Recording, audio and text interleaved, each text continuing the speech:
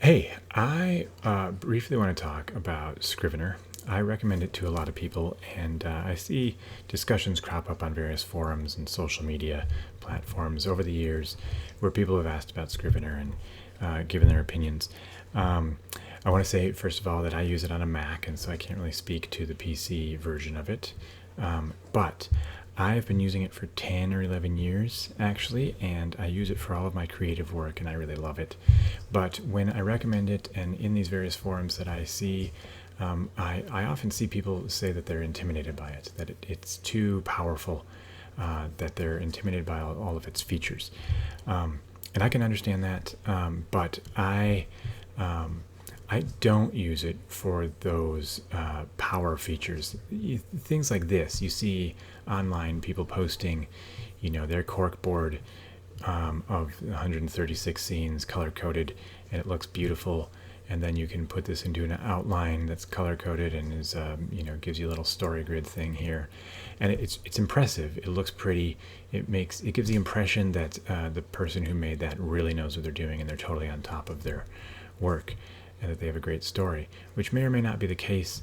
I think it's a different skill set to make information look pretty from creating is a different skill set from writing a good story. But I'm a proponent of Scrivener Minimalism, which is to say I actually don't use most of those very fancy, pretty features. There's really just maybe 2 or 3 features that I use on a regular basis, and that's it. So a few of those features, I just want to go over them and kind of show you them in action. And the first of those is its speed. I just find that compared to other word processing programs that I use, and I use Word a lot, use Google Docs occasionally, but Scrivener is it's very fast, it's very snappy. If I had a large file, like this one I'm going to open up pretty soon, is my Storm Writing School file, which has blog posts and newsletters and lesson plans for classes and some PDFs of handouts thrown in there. And it's an enormous file, 331,000 words at last count. And if I open that up and click on this, 1, 2, 3, in like 3 seconds, it opens up, and then I can scroll anywhere within this entire huge document, which is actually a collection of documents. And that's a thing that I love really most of all about Scrivener, and I'll get to that in a sec. But I find if I had a document this big with Word, I'd still be waiting for it to open up. And especially if I wanted to work on like a later chapter, I'm going to have to wait for that whole thing to load, and it takes a while. And for whatever reason, I've also found Google Docs to be a little laggy on occasion. And I've never had problems with the speed of Scrivener. And so that's just one of the first features. I never think about it, but one of the first features to mention. The next that kind of goes hand in hand with that is the auto-saving feature. So if I'm in a document like this, what I can do is when I start typing, you'll see, let's see. If you look in the upper left over here, there's this red dot. And you'll see when I add new text, there's a black dot that appears in the middle of that red dot. Right? You see that? And now if I stop typing, it goes away in about 3 seconds again, and that means it's saved. So it does that just seamlessly, and it's not something you ever have to think about. It just happens. I never save a Scrivener document because it's always auto-saving. And I realize like Google Docs is doing that too, and Word you can set to autosave, though I think it takes up a lot of processing power actually to have it do that. And for whatever reason, you can't. If you had to do it this often, as like every 20 seconds or something, it would have some problems. So it's just snappy that way. The other thing is if I close this document, again, don't have to think about it much. It takes longer to close than to open because it's backing up the project every time you close it. So now that project, it's saved and it's backed up, or it's updated the backup, and so it's there. I've never, in 11 years of using this, I've never lost any file or any part of a file with Scrivener. And that's definitely more than I can say for other word processing programs that I've used. So those two things are just features I never think about at all. They just work. The autosave, the speed. The main reason that I love Scrivener is because a Scrivener file is a collection of files. It's not really a file itself. It's got all of this going on. So all of these articles you can see over here, and this is an enormous one again, but all of these articles down here, you can see different types of things that you can include in the binder. You can have notes, you can have articles or chapters or scenes or whatever. You can have different revisions. You can import critiques from other people, and this is just a Word file copied and pasted into here, and it shows up with the annotations, so they're there, so you can get that feedback. You can create to-do lists and revision plans and have them to look at very quickly, so they're not a separate document.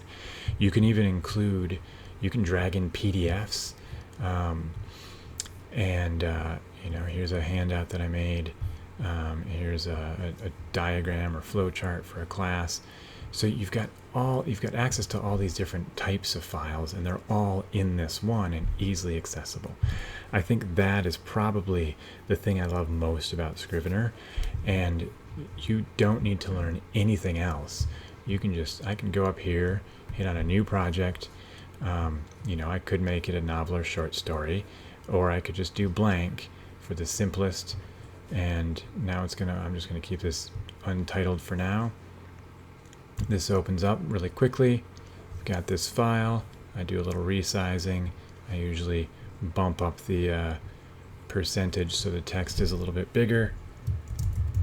Start typing in here, and you can give this a title over here if you want. You can create a new one and then go from there, and you just have your list over here. You can drag in files, PDFs, critiques, etc., and you're good to go. And then it backs it up, it saves it. You never have to think about it.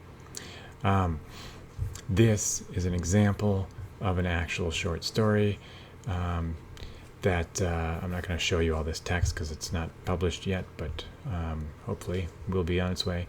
So, I have my 7 versions of it here. I've got included with that a couple of critiques from critique partners that I brought in here. I made some revision plans and notes. Early on, I had written in past tense. I tried a version in present tense. Sometimes I just cut things out and put them in a separate file. Some character notes, etc. All of that's in here. And so that's really what I use it for, is the binder, just a collection of these things to be looking at. There are a couple other little features that I use, and here's one that is nice for people paranoid about losing their work. Let's say I'm working on a scene or a chapter or a scene of a story, and I know that I want to get in there and really kind of tear things up. So, but I'm a little worried that I'm going to lose some of that maybe there were some good ideas there. So what I do is I go over here, you open up this inspector, this thing up here, you ignore everything else, and you just click on this camera icon. And then when you click on this plus, it just takes a snapshot, they call it, of the document as it currently is. And then you could go in and make some changes, and then if you want, you could click on a new snapshot of that, and you can see here that second one, I've got the changes that I've made right there, and I can roll back to the first one if I'd like. Takes another snapshot of it, and then I'm back to my original version of it. So you've got all of them. It just creates this list. I never title them, they're just there by date. You could be a little more organized than I am. I do this with most things I work on, just when I'm paranoid that I'm going to lose an idea. I don't think I ever roll back, but I do sometimes go through and think, okay, no, I really like the way I rendered this part of the scene, and so I go find it in my snapshot and copy and paste it back in. So the snapshot feature is pretty nice, and that's one thing I use that is a fancier feature. It's one of the only things I use that's a fancier feature.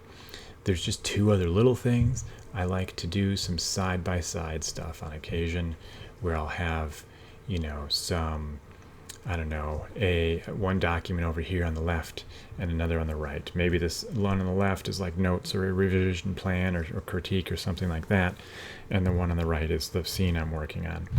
So I do that, and that is just in this upper right. There's a little icon there that lets you split it.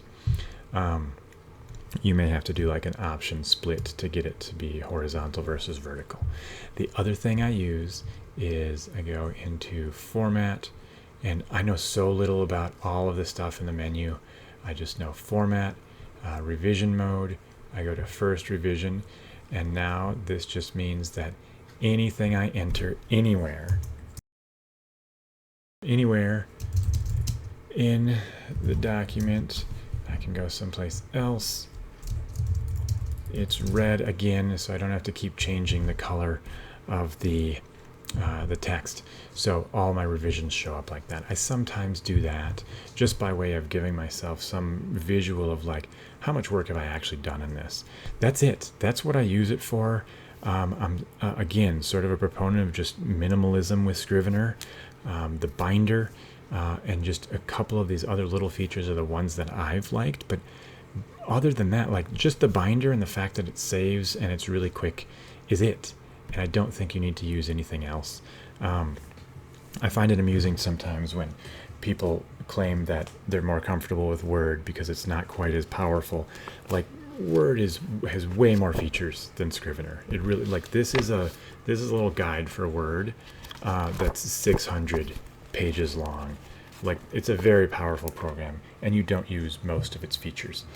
I think it's okay to have like a fancy pocket knife and to only use the can opener and the scissors, and that's pretty much what I do with Scrivener, is just open up a document and get to working on it, and you've got your collection of everything over there, and it just helps you organize things better.